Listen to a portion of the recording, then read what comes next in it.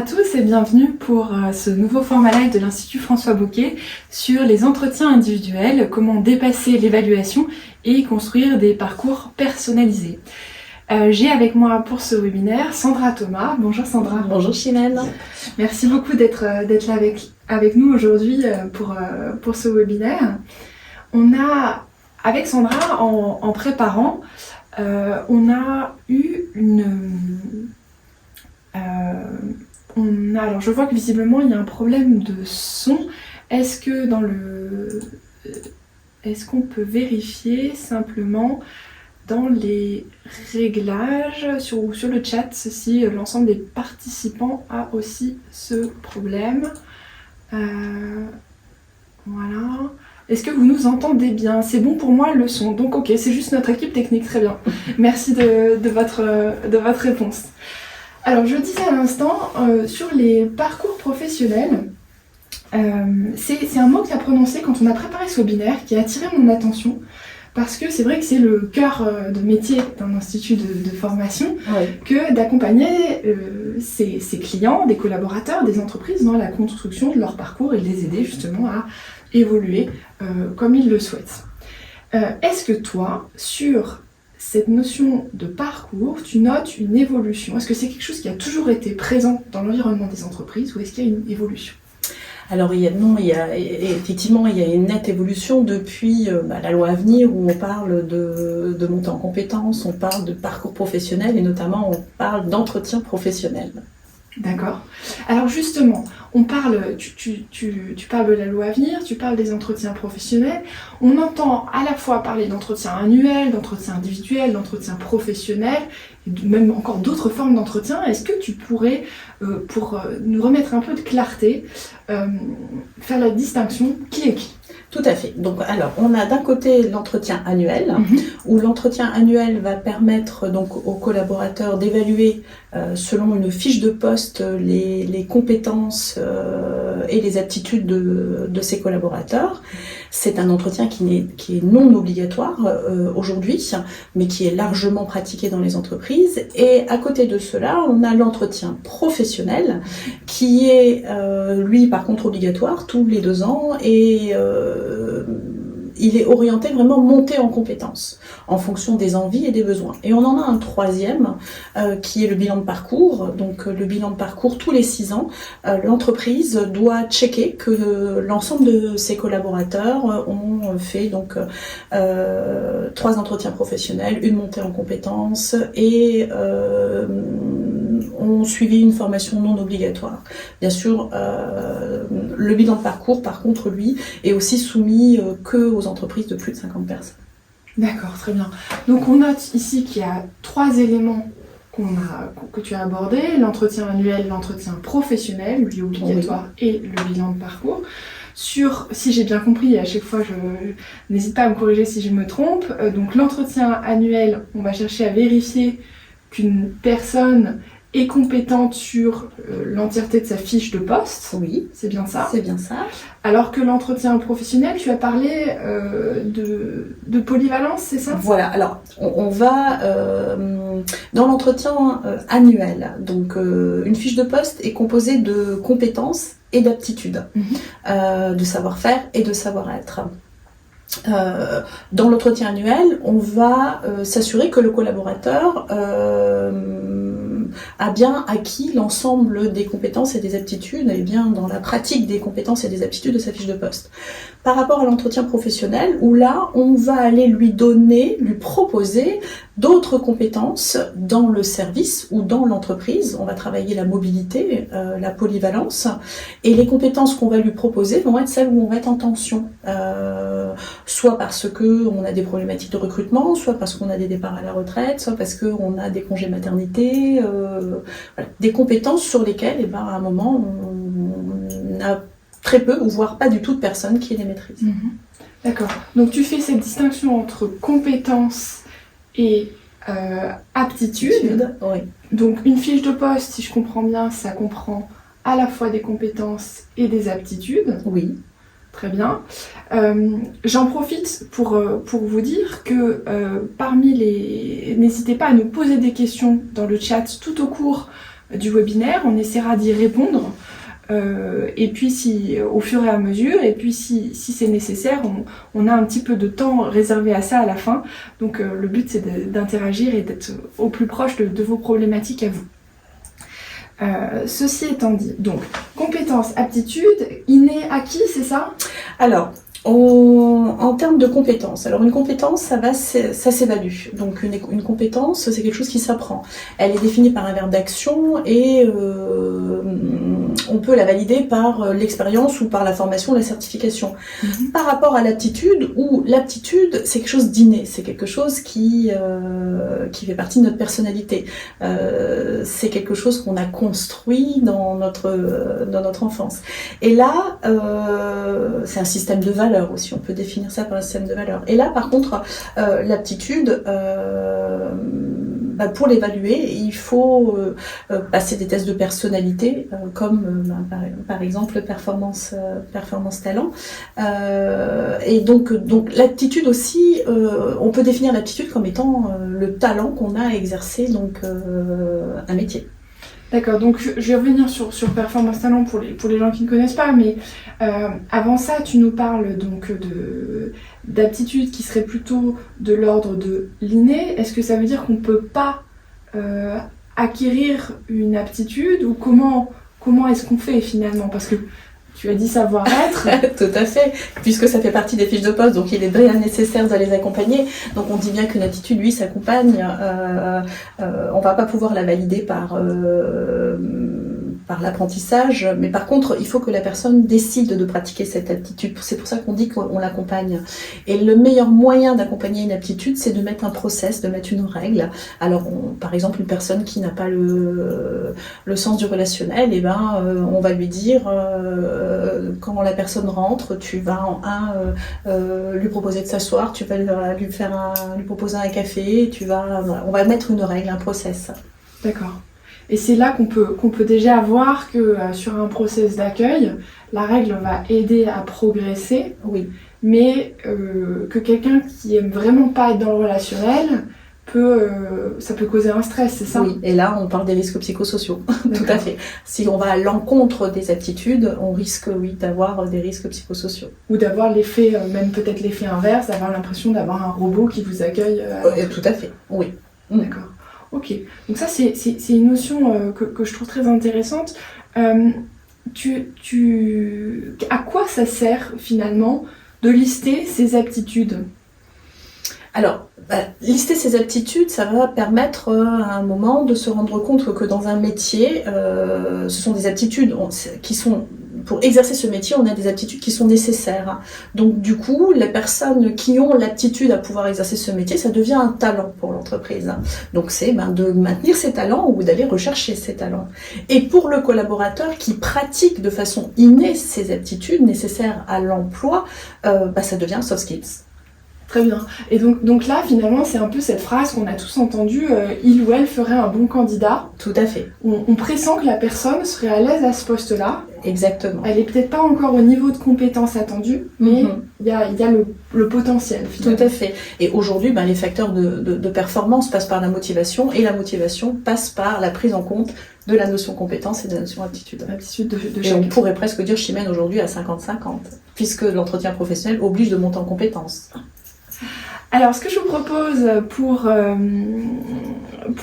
mettre un petit peu de concret derrière tout ça, on va faire une étude de cas. Ce qu'on vous propose, c'est de répondre. Vous mettez dans la peau d'un responsable RH, celui de Jérôme, qui est responsable logistique dans une entreprise de production de pâtes, donc une entreprise d'agroalimentaire, et vous devez rédiger sa fiche de poste. Là, ce qu'on va vous demander, c'est de sélectionner parmi 4 propositions celles qui relèvent de la compétence. Pour participer, l'idéal, ce serait que vous répondiez directement dans le sondage qu'on a créé pour vous, c'est donc un onglet en haut à droite de votre écran avec une petite icône de sondage. Et je vous donne les 4 propositions. Alors, première phrase, planifier un ordre de mission, définir des objectifs, deuxième. Troisièmement, savoir prendre des décisions rapides. Et quatrièmement, avoir un bon relationnel. On vous laisse quelques minutes pour répondre et nous donner votre avis parmi ces 4 phrases, lesquelles relèvent de la compétence.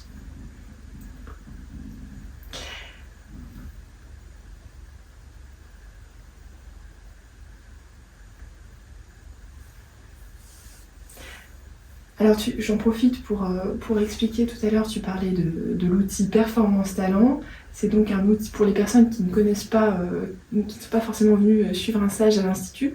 C'est un outil qu'on utilise de psychométrie, qu'on utilise notamment dans le cadre des certifications, donc des parcours certifiants, et qui permet d'évaluer les compétences et les aptitudes, aussi de déceler les aptitudes des collaborateurs.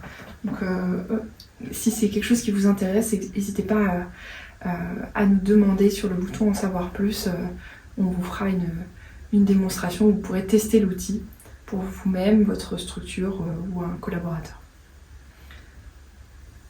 Alors, est-ce qu'on peut afficher les résultats? J'imagine que c'est en haut à gauche. Ainsi, on fait abandonner le sondage, tout en bas. Je parle avec notre régie, heureusement, et là il y a une petite flèche à droite, parce qu'on a un retour écran, ce qui me permet de lire vos questions. Juste en dessous de « En cours ». Alors, si on ferme cette fenêtre-là, à côté de la poubelle, voilà, ici. Voilà, super, merci beaucoup. Donc je vois enfin vos réponses. On va fermer les votes d'ici quelques instants, mais on voit que 10% des personnes nous disent prendre des décisions rapides, c'est une compétence, 23% pour définir des objectifs et 61% pour un ordre de mission, avec seulement 6% pour avoir un bon relationnel. Qu'est-ce que tu penses de ces résultats? Alors, les 2 compétences donc de ces 4 propositions sont bien planifier un ordre de mission et définir des objectifs. Pourquoi? Parce que c'est bien 2 choses qui peuvent s'apprendre. Planifier un ordre de mission, ça peut être apprendre par le biais d'un logiciel de planification ou d'organiser un tableau pour définir les tâches. Définir des objectifs, il y a des outils et c'est aussi des choses qui s'apprennent avec la méthode SMART. Par rapport à prendre des décisions rapides et avoir un bon relationnel, qui là fait partie des aptitudes, c'est des choses qui ne s'apprennent pas, c'est inné ou pas. Par contre, ça peut s'accompagner avec donc un process. On donnait l'exemple tout à l'heure d'avoir un bon relationnel. Comment faire en sorte d'accompagner une personne à avoir un bon relationnel si ça fait partie vraiment des aptitudes nécessaires à investir dans l'emploi et prendre des décisions rapides. Bon là, ça va être une compétence qui va être un peu plus difficile d'accompagner dans la mesure, une aptitude qui va être plus difficile à accompagner dans la mesure où la personne qui prend pas des décisions rapides, c'est plutôt quelqu'un de sécuritaire, donc il va falloir peut-être l'accompagner sur des thématiques qui sont de l'affirmation de soi, la confiance de soi, ou des choses comme ça. D'accord, donc c'est un petit peu ce qu'on disait tout à l'heure, c'est-à-dire que dès le moment, prendre des décisions, c'est quelque chose qui peut s'apprendre, mais avec un process, prendre des décisions rapides, notamment ce terme de rapide, c'est pas facile ou donné à tout le monde. Donc il va falloir travailler de manière très personnalisée pour ne pas tomber dans l'aspect risque psychosocial. Tout à fait. Et puis oui, surtout, ce qui est important, c'est que l'aptitude, il faut que la personne décide de la pratiquer, décide de vouloir être accompagnée à la pratiquer. D'accord, très bien. Très clair pour moi.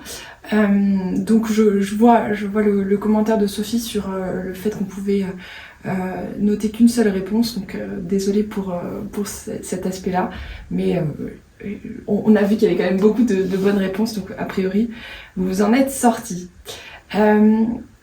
Là-dessus, ce que je te propose, c'est de revenir sur justement les outils des entretiens. Oui. Notamment les outils de l'entretien annuel. Quels sont-ils? Alors, l'entretien annuel, donc pour mener à bien un entretien annuel, donc déjà il faut avoir une fiche de poste. Donc une fiche de poste, soit que le collaborateur prépare, parce que c'est important de préparer les entretiens, ou soit une fiche de poste qui est déjà existante. Ensuite, donc, c'est de maîtriser la définition des objectifs SMART, Oui. le deuxième outil. Et le troisième, c'est de maîtriser la technique du feedback. Pourquoi ? Parce que lorsqu'on définit un objectif, il est nécessaire de le suivre et sur le terrain, de l'accompagner. Alors, de le suivre... Bien sûr, on est dans le cas des entretiens annuels, mais il ne suffit pas d'attendre l'année d'après pour pouvoir s'assurer que le collaborateur a atteint l'objectif de compétence. Il faudrait, et il est nécessaire pendant l'année, alors soit à 2 mois, à 6 mois, donc ça c'est défini en fonction de l'urgence pour acquérir cette compétence. Donc le suivi est défini lors justement de cet entretien.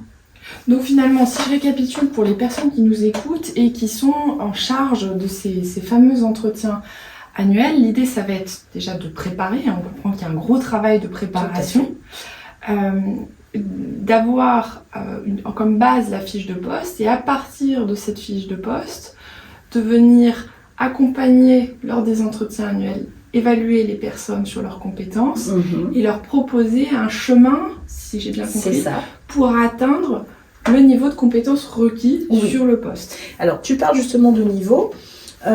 Lorsqu'on définit une compétence dans une fiche de poste, donc on peut choisir de juste la laisser comme ça en brut, ou soit de lui donner des niveaux, 1, 2, 3, en sachant que le niveau 3 c'est un niveau expert. Donc lorsqu'on va définir des objectifs à l'entretien annuel, soit on va définir des objectifs pour monter de niveau, ou soit on va définir des objectifs pour juste acquérir cette compétence. Alors pour prendre l'exemple,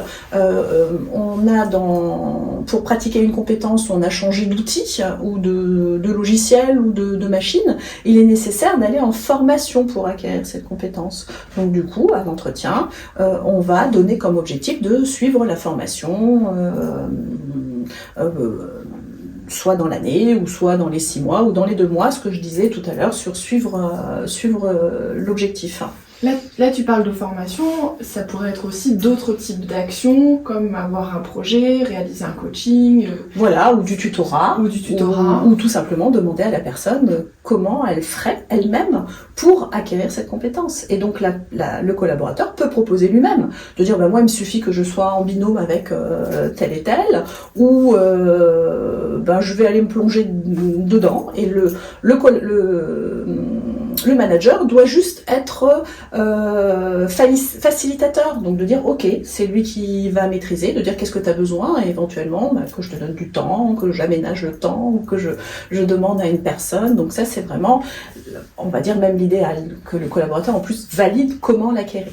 Voilà, donc lui décide par rapport à moi ce dont j'ai besoin, le manager me donne de la visibilité sur les attendus et moi par rapport à mon besoin, de quoi, comment atteindre finalement cet objectif. Cet objectif, tout à fait. Et c'est là, je trouve ça très intéressant de voir finalement la jonction entre le monde du manager, qui peut donner du temps, peut donner un certain nombre d'outils, et celui des RH, qui, par le biais de la formation notamment, mais pas que, vient alimenter le parcours. On parle déjà de parcours à ce niveau-là. Et tout à fait, on parle vraiment de parcours et d'autonomie.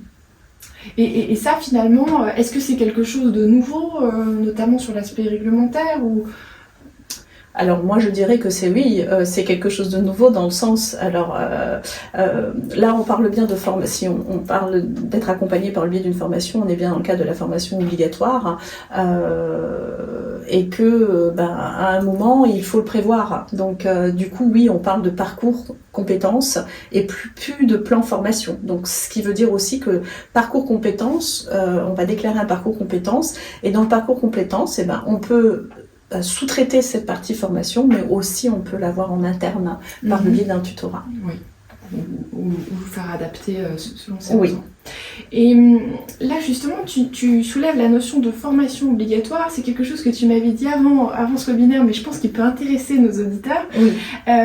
Tu disais que c'était souvent quand on entend formation obligatoire, on pense sécurité, réglementation, et tu disais que pas forcément Non, parce que il peut être nécessaire pour acquérir une compétence, soit parce que l'entreprise le décide, ou soit parce que le collaborateur le demande, ou parce que c'est une nécessité, notamment les habitations c'est une nécessité, d'aller suivre un parcours formation pour valider une compétence, puisque la compétence se valide par l'expérience ou par le diplôme ou la certification. D'accord, donc c'est souvent là, dans ce cadre-là, qu'on peut utiliser des parcours certifiants. Voilà, et là on va parler d'obligatoire parce qu'il faut pratiquer la fiche de poste.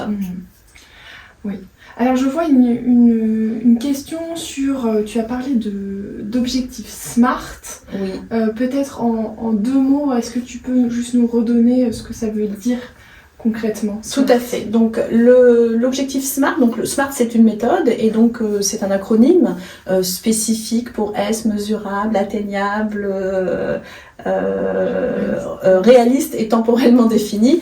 Ce qui est très important dans le SMART, c'est le côté mesurable, c'est-à-dire qu'il faut que dans le choix de la mesure, le collaborateur puisse savoir où il en est lui-même sur l'atteinte de son objectif et le manager assez rapidement, sans faire des calculs trop scientifiques ou sans aller chercher trop d'informations, de savoir à quel pourcentage le collaborateur est dans l'avancée de son objectif pour qu'il puisse réagir avant la fin de l'objectif, parce que dans le SMART, c'est qu'à la fin, le temporellement défini, à la fin, on doit être au résultat.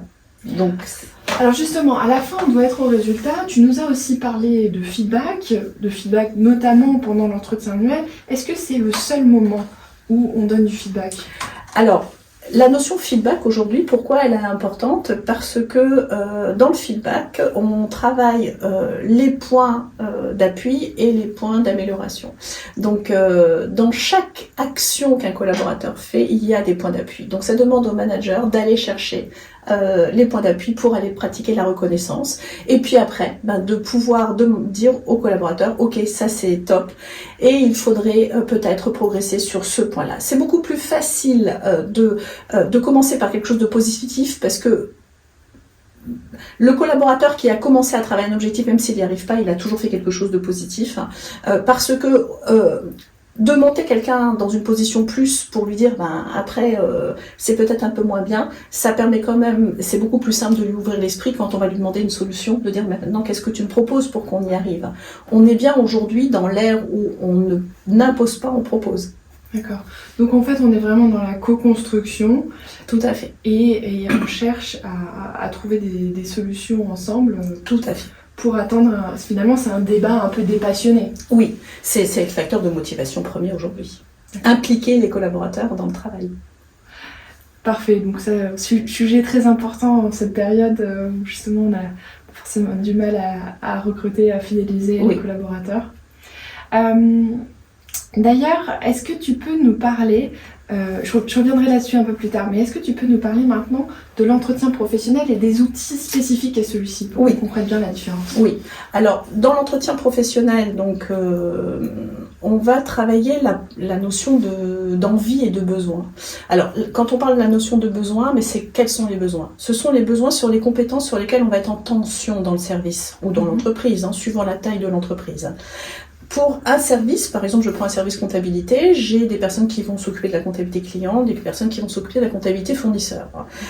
Si maintenant la personne qui maîtrise la comptabilité fournisseur, elle doit s'absenter, ou elle demande un congé, ou en congé maternité, ou même un départ à la retraite, je vais être en tension sur certaines de ses compétences. Donc c'est là la notion de besoin, c'est que le manager va pouvoir faire de la prévention sur ses besoins, en tension, donc il va pouvoir les proposer à des personnes qui ont déjà une bonne maîtrise de leur propre fiche de poste pour travailler les facteurs de motivation. Puisque laisser trop longtemps une personne dans une maîtrise complète de sa fiche de poste, à un moment, va travailler les facteurs de démotivation. C'est-à-dire que quand, juste pour vérifier qu'on comprend bien, quand tu dis une personne trop longtemps qui maîtrise sa fiche de poste, c'est-à-dire qu'elle est à quoi? À 100% de maîtrise des compétences? On va dire 80%. Au-delà de 80%, on est en train de travailler la démotivation. Donc la personne, en fait, elle risque de s'ennuyer, quoi. C'est ça, c'est exactement l'ennui. Dans l'ennui, on a l'erreur, on a la perte de qualité, on a des personnes qui prennent un peu l'autorité sur les autres qui n'est pas justifiée. Donc voilà, on a on peut avoir des problématiques. Donc ça, c'est un point de vigilance, d'utiliser les compétences pour les gens qui sont en cours de formation, justement ce qu'on appelle la montée en compétences. Tout à fait. Aussi, oui. pour travailler cette fameuse mobilité. Voilà, et donc dans les outils, comme Chimène, tu me demandais quel est l'outil, c'est cette matrice de compétences et de polyvalence du coup.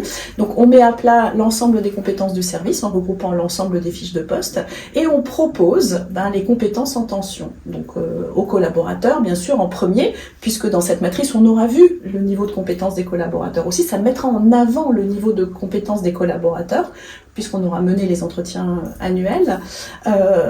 Et donc, dans la notion besoin, on propose les besoins, et il y a la notion, donc où là, l'outil, c'est la matrice de compétences, mais le législateur impose aussi d'entendre la notion d'envie du collaborateur. Donc, dans les deux cas, c'est de la mobilité, on travaille la mobilité, et dans la notion envie de collaborateur, où le collaborateur souhaite aller, quelles compétences il souhaite acquérir, là, les outils qui sont mis à sa disposition, ce sont le bilan de compétences, la VAE et le CPF, le compte professionnel formation.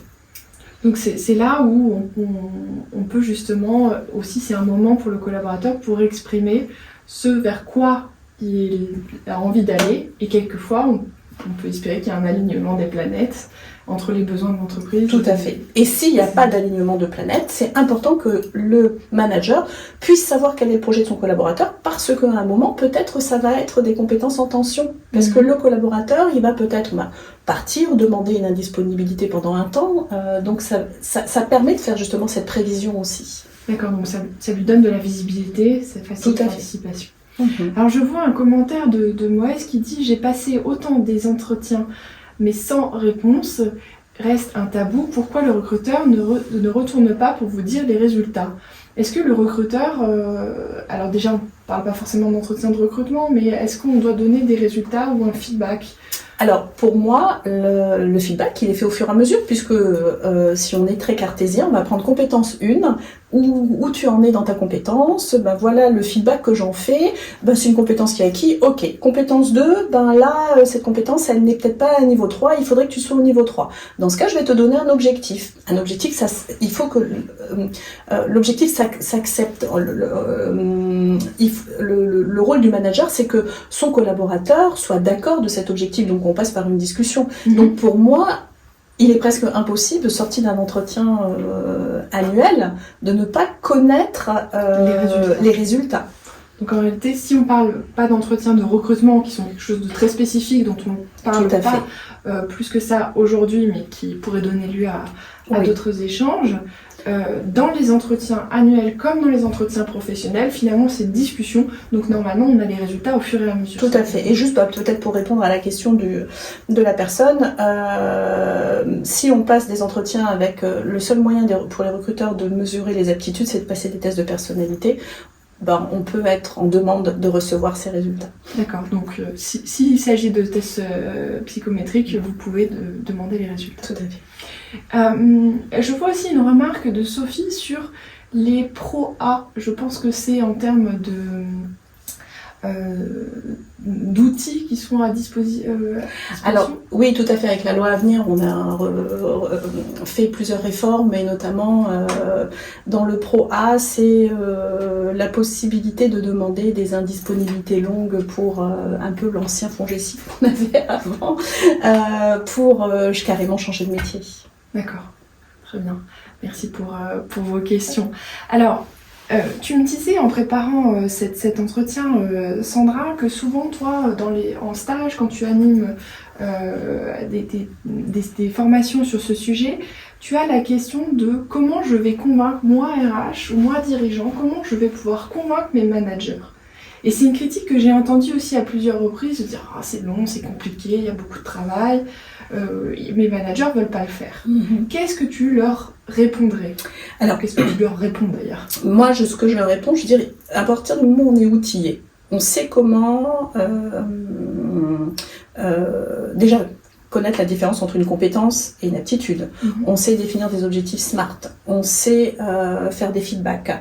On a construit une matrice de compétences. On a été accompagné, donc on a l'outil sur la matrice de compétences. On sait un peu ce que c'est une VAE, un bilan de compétences et un compte professionnel formation.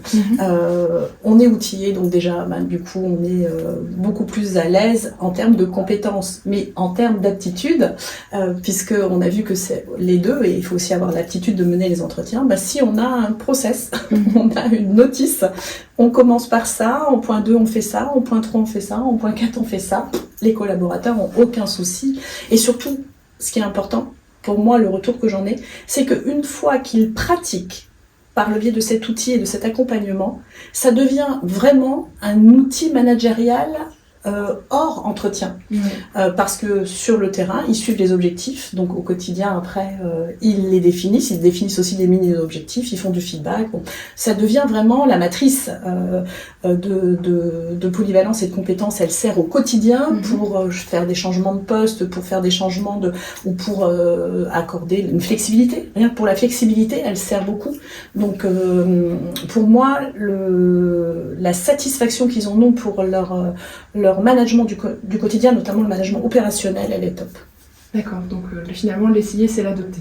Et tout à fait, et j'en suis convaincue. donc je récapitule pour bien mémoriser. Tu nous dis que c'est à la fois, déjà on peut les rassurer pour ceux qui ont peur et qui savent pas comment manier l'outil en les outillant et en les formant, éventuellement à leur demande. Ça, c'est le premier point, mais aussi tu as évoqué l'aspect anticipation. On a une visibilité sur l'ensemble de mon équipe, de ma gestion de projet. Donc, c'est un outil pour le manager au quotidien.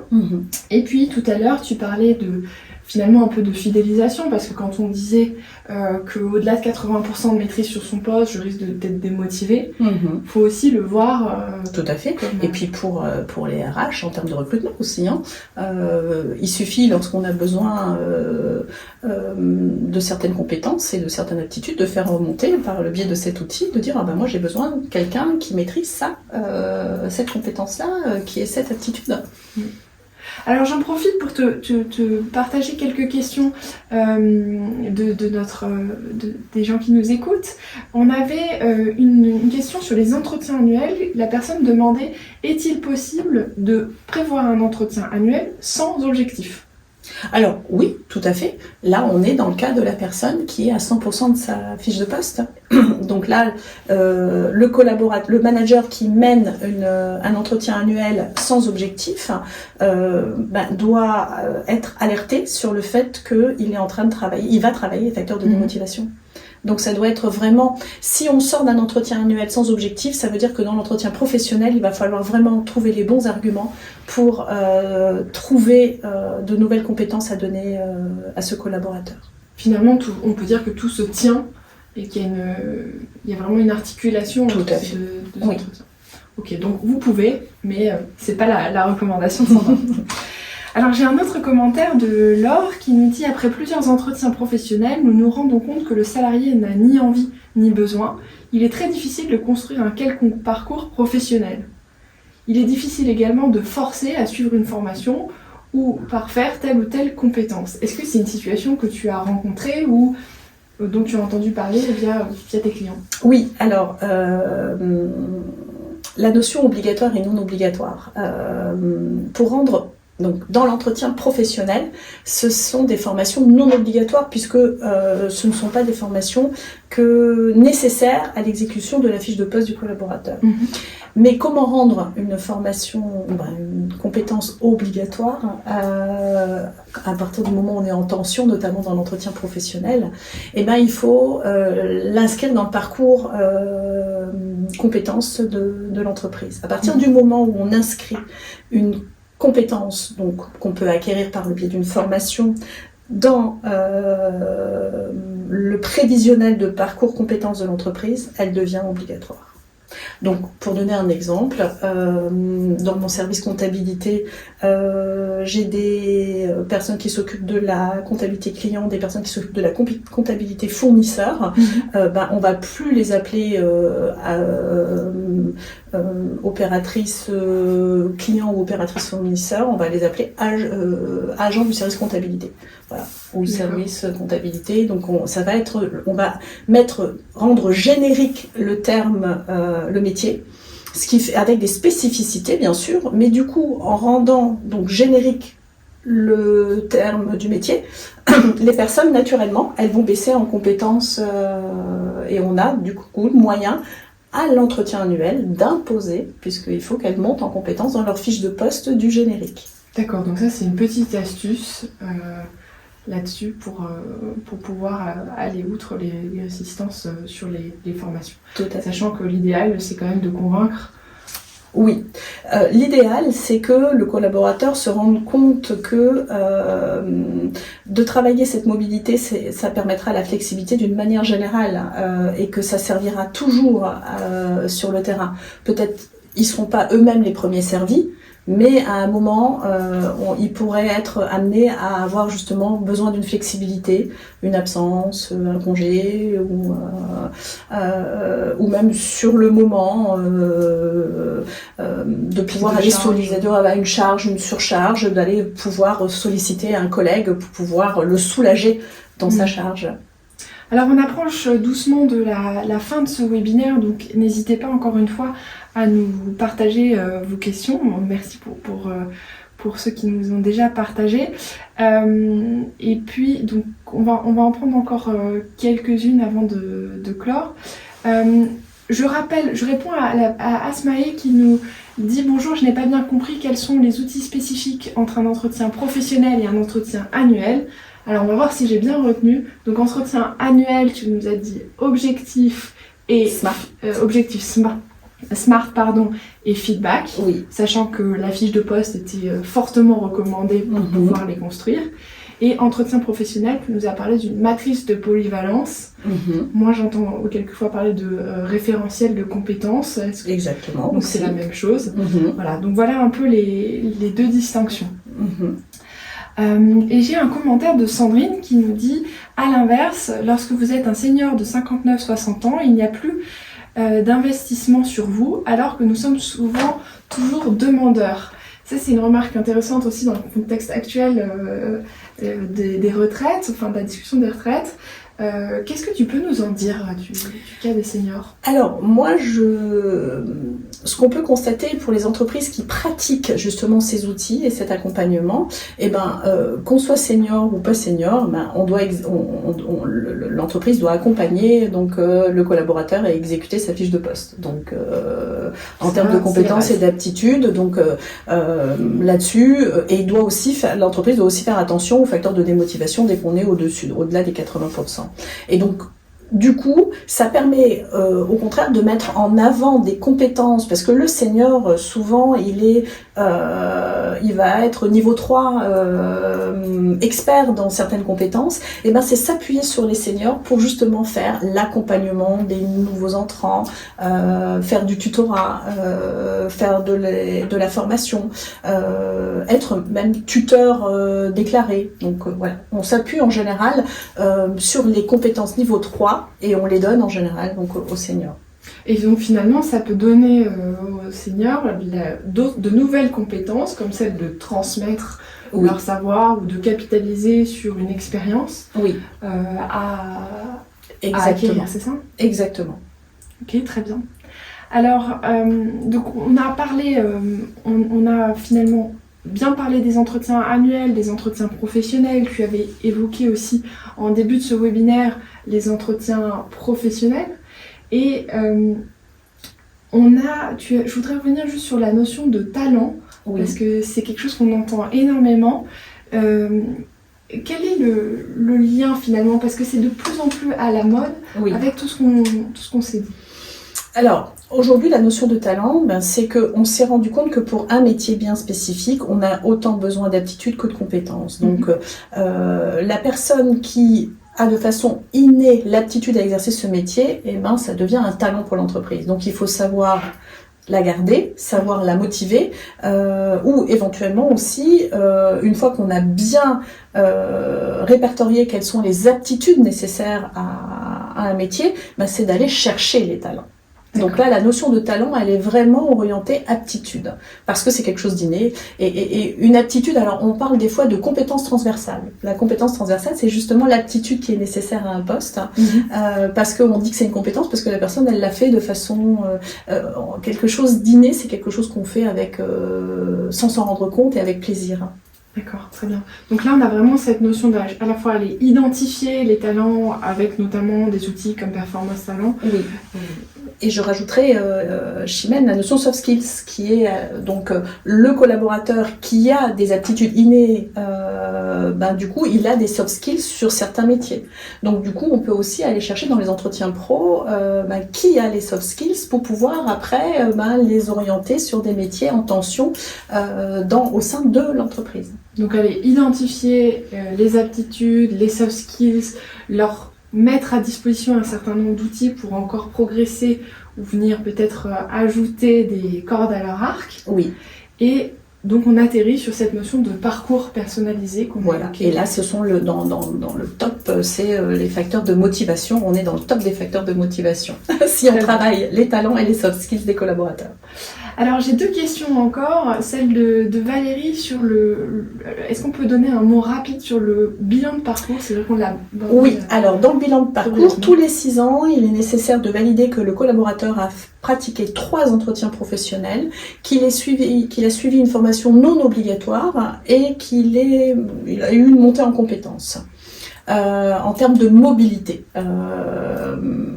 si on ne répond pas et on ne check pas les 3, il y a donc une pénalité. On doit abonder le compte formation du collaborateur de 3 000 €. D'accord. Ok, très bien. On espère avoir répondu à votre question, Valérie. Juste avant de conclure, dernière question de Mathieu qui nous dit comment travailler avec le service formation pour intégrer le parcours professionnel dans le PDC, donc le plan de développement des compétences. Alors c'est justement puisque si on a notre matrice de compétences qui est bien au clair et bien au jour, on peut faire de la prévision et de la prévention sur les compétences en tension. Oui. Donc le fait de les remonter au service RH, le service RH va les marquer, va les saisir et les valider dans le parcours compétences, ce qui fait que ça devient obligatoire. Vous vous rappelez quand je vous ai dit comment rendre obligatoire une formation. Donc ça veut dire que moi, manager, j'anticipe qu'il va me manquer telle ou telle compétence ou qu'au contraire je vais en avoir trop, j'en informe le service formation, tout à fait, ou le service RH plus globalement, qui va soit rendre la formation obligatoire, soit simplement la mettre à son catalogue ou même peut-être lancer des recrutements. Oui, tout à fait. Voilà, et qui donc va nous aider dans la gestion et l'anticipation de problèmes potentiels. Voilà, parce que l'idéal c'est d'aller chercher ses talents. D'accord. Et c'est là que finalement, ce que vous aurez réalisé dans l'entretien annuel, d'identifier les talents et aussi de communiquer avec le service RH là-dessus, vous sera bien utile, en tout cas on l'espère. Tout à fait. Ok, donc on arrive à la fin de ce webinaire et je vais te demander Sandra si finalement on avait une seule chose que tu souhaiterais, ou même peut-être les 2 choses que tu souhaiterais que les personnes retiennent. Alors oui, j'ai 2 choses. Pour moi, Chimène, ce qui est super important, c'est d'outiller ses collaborateurs. Ne pas les lancer comme ça, les dire allez faire les entretiens annuels ou professionnels. Pour moi, ils peuvent faire les 2. À partir du moment où on fait un, on peut faire les 2, ne pas les scinder. Et surtout, la notion d'aptitude, c'est que aujourd'hui, prendre en considération, on ne prend plus que les compétences en considération, on prend ses aptitudes. Super, écoute, merci beaucoup pour ça. Je rappelle aux personnes qui nous écoutent que si vous souhaitez tester l'outil Performance Talent, on vous offre un questionnaire gratuit pour voir un petit peu ce que ça peut être qu'un outil psychométrique ou même pour votre organisation en termes de RH.